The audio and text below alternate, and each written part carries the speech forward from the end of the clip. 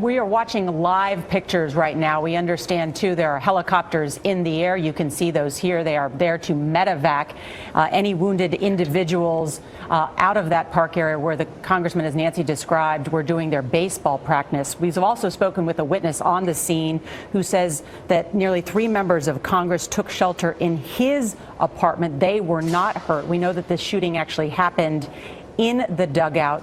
We're also learning from our Washington correspondents that the president and the vice president have now been informed of what have happened. And you can see here what looks like like a member of Congress that I recognize, but we'll wait for confirmation. We do have it, Nora. We've told that the congressman who was shot in the hip has been identified as Steve Scalise. He is the Republican House Majority Whip. And as you can see there, it appears that they are medevacing him. The Alexandria Fire Department and first responders are medevacing him to get treatment. And the shooting happened in the dugout of the baseball field. And as of this time, we do not know, even though we assume he's in custody, the name of the shooter and his motive or intent. We were doing batting practice, and there are a number of members and staff fielding. Steve Scalise was on second base, playing second base, fielding balls, and all of a sudden we heard a very loud shot. Everybody thought that sounds like a gun, and the gunman was over by the third base dugout with a clear view of the field and everybody on it. And then all of a sudden a couple more shots, and we knew what it was. And I just remember seeing some gravel, bounce up as shots were coming near us. And so we climbed into the dugout and tried to get our own people engaged. Some people were calling 911. It was at least 10 minutes because we were applying pressure to one of the staffers was shot in the leg, and we got a belt out and put that on, and we could see Steve Scalise out into the field. He dragged himself after he was shot from near second base about 10 or 15 yards into the field, just to be, I think, a little further away from the gunman. But he was laying motionless out there. And so I wanted to get to him, but there were still shots going overhead from both sides.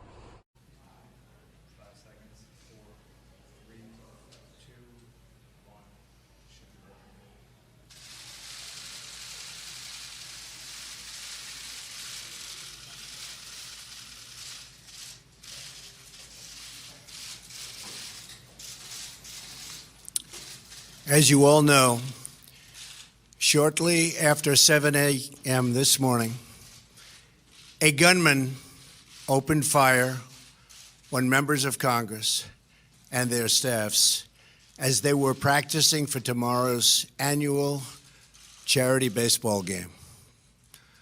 Authorities are continuing to investigate the crime, and the assailant has now died from his injuries. The FBI is leading the investigation and will continue to provide updates as new information becomes available. Congressman Steve Scalise, a member of House leadership, was shot and badly wounded and is now in stable condition at the hospital, along with 2 very courageous Capitol police officers. At least 2 others were also wounded. Many lives would have been lost if not for the heroic actions of the 2 Capitol police officers who took down the gunman despite sustaining gunshot wounds during a very, very brutal assault. Melania and I are grateful for their heroism and praying for the swift recovery of all victims. Congressman Scalise is a friend, and a very good friend. He's a patriot, and he's a fighter. He will recover from this assault. And Steve, I want you to know that you have the prayers not only of the entire city behind you, but of an entire nation and, frankly, the entire world. America is praying for you, and America is praying for all of the victims of this terrible shooting. I spoke with Steve's wife, Jennifer, and I pledged to her our full and absolute support, anything she needs. We're with her and with the entire Scalise family. I have also spoken with Chief Matthew Verderosa. He's doing a fantastic job of the Capitol Police to express our sympathies for his wounded officers and to express my admiration for their courage. Our brave Capitol Police perform a challenging job with incredible skill, and their sacrifice makes democracy possible.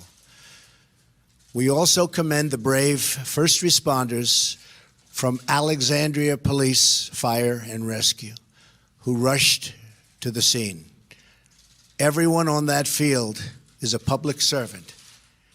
Our courageous police, our congressional aides who work so tirelessly behind the scenes with enormous devotion, and our dedicated members of Congress who represent our people. We may have our differences, but we do well in times like these to remember that everyone who serves in our nation's capital is here because, above all, they love our country. We can all agree that we are blessed to be Americans, that our children deserve to grow up in a nation of safety and peace, and that we are strongest when we are unified and when we work together for the common good. Please take a moment today to cherish those you love and always remember those who serve and keep us safe. God bless them all. God bless you. And God bless America. Thank you.